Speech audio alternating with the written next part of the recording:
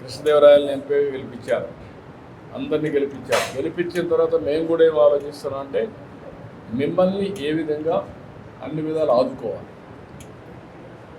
ఇప్పుడు ఎండాకాలం ఈరోజు నేను వచ్చానంటే ఇక్కడికి మీ దగ్గరికి మీతో మాట్లాడాలి, మీ వాస్తవాలు తెలుసుకోవాలి, మీ కష్ట సుఖాలు నేను అర్థం చేసుకోవాలి, ఇంకా ఏ విధంగా పైకి తీస్తే మీ జీవితాల్లో మార్పు వస్తుందో, మీ కుటుంబానికి మెరుగైన జీవన ప్రమాణాలు వస్తాయో నేను ఆలోచిస్తాను.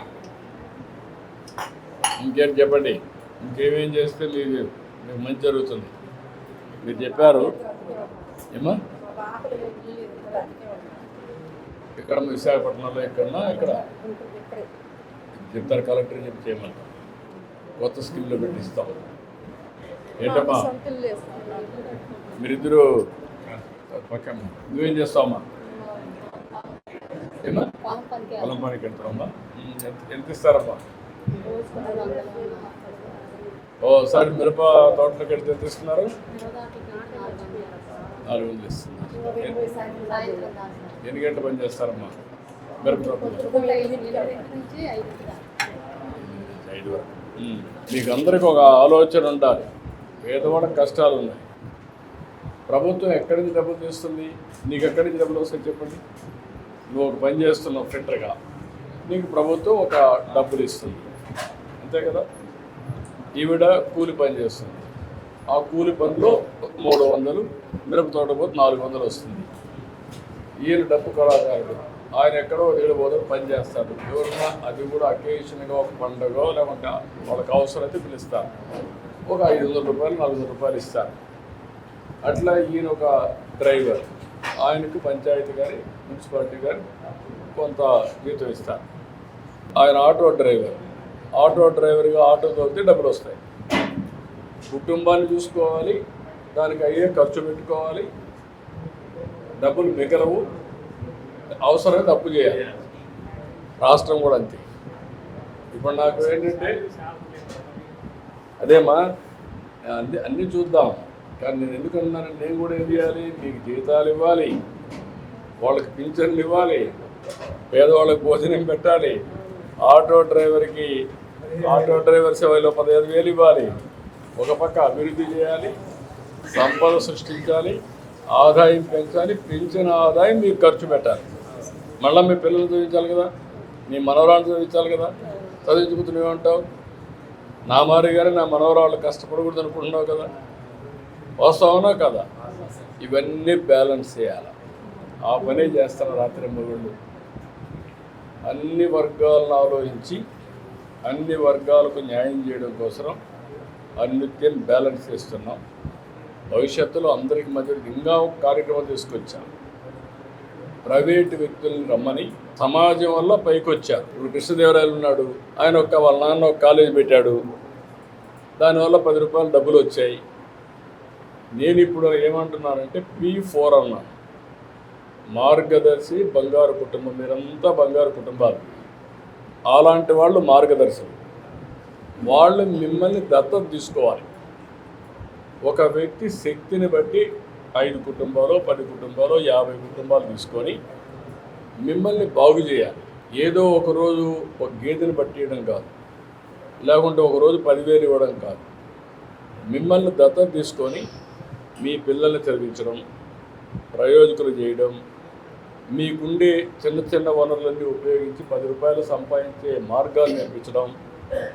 అట్లా కూడా ఇప్పుడు మనం బంగారు కుటుంబం మార్గదర్శి అనే కార్యక్రమం తీసుకొచ్చాం. 10 లక్షల కుటుంబాలు అందరికంటే అట్టడుగు నుండే వాళ్ళందరినీ అడాప్ట్ చేశాం.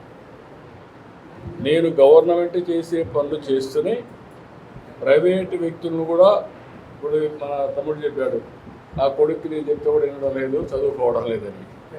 కొంతమందికి నేను చెప్పినా కూడా వినరు, వాళ్ళకి స్వార్థం ఉంటుంది. కొంతమంది వింటారు మంచి పని కోసం. వచ్చిన వాళ్ళందరినీ లైన్లో పెట్టడం, వాళ్ళ సహకారం కూడా తీసుకోవడం. ఎవరి కోసం? ఈ పేదవాళ్ళ కోసం. ఇట్లా అనేక కార్యక్రమాలతో వస్తున్నా అందరికీ న్యాయం చేయడం కోసం. ఇప్పుడు మీరందరూ ఇక్కడ ఉన్నారు కాబట్టి కలెక్టర్ గారు ఇటు రండి, వీళ్ళందరితో ఒకసారి కొన్ని సమస్యలు చెప్పారు, అవన్నీ తీసుకోండి. ఆ పిల్లల్ని చదివించడం, అదే మరి కొంతమందికి ఆటో డ్రైవర్ ఉన్నాడు, ఒక ఎలక్ట్రికల్ ఆటో ఇచ్చేది ఇమీడియట్గా.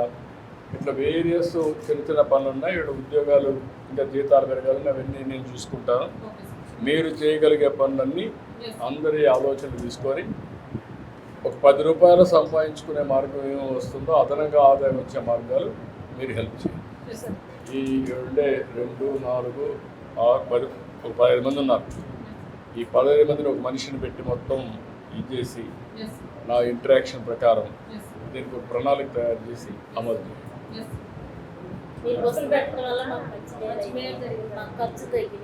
అంటే అన్నా క్యాంటీన్ పెడితే భోజనం ఖర్చు తగ్గింది, అక్కడ బస్సులు పెడితే ఫ్రీ అయింది, గ్యాస్ ఇస్తే ఫ్రీగా వంట చేసుకోవచ్చు.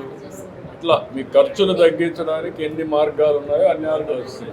ఏమా పిల్లల డబ్బులు వేసాం చదివించుకోవడానికి. ఒకప్పుడు పిల్లలంటే భారం, ఇప్పుడు పిల్లలంటే ఆదాయం. కొంచెం మార్చా, అందుకే అవన్నీ చేస్తున్నాం. యా చేద్దాం,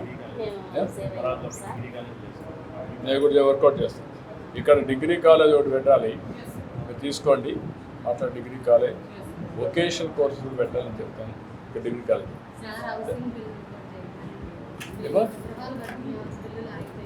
అవి కూడా ఇస్తున్నాం. అప్పుడు పాత రోజుల్లో అవన్నీ కూడా ఇచ్చేసారు. ఇప్పుడు అందరికి కూడా చేసి బిల్లులు కూడా అన్ని క్లియర్ చేస్తున్నాం, వర్కౌట్ చేస్తున్నాం, ఇస్తాం.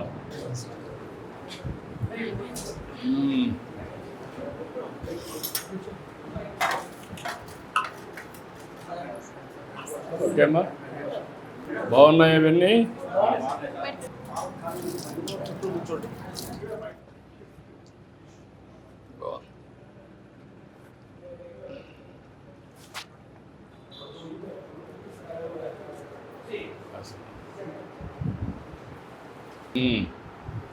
వేడి నీళ్ళలో ఎక్కడ వేస్తావు? ఈ వేడి నీళ్ళలో పెట్టి ఎంత టెంపరేచర్ ఉంది మరి? వాటర్, హాట్ వాటర్ గట్టిగా టెంపరేచర్ బాగానే ఉంటుంది. దానికి ఇది కూడా వేస్తున్నావా? వాషింగ్ వేయండి, సోప్ ఆయిల్ వేస్తున్నావా? సోప్ ఆయిల్ వేస్తున్నావా? ఎన్ని ప్లేట్లు ఉంటాయి ఇక్కడ మీకు? అవసరం అవుతాయి. ఎన్ని ప్లేట్లు మళ్ళీ కడిగి పెరగలుగుతున్నారు?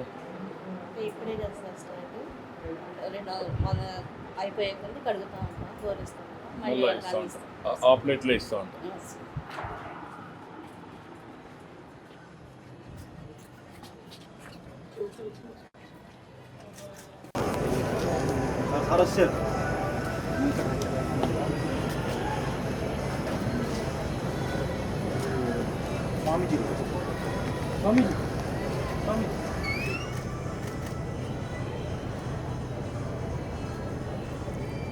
First time that a canteen is getting inaugurated in a rural place. There are many places that are in urban areas. Rural areas, nowhere in India it is not. It is only your vision that it started from rural area. And we have already served 9 crore meals.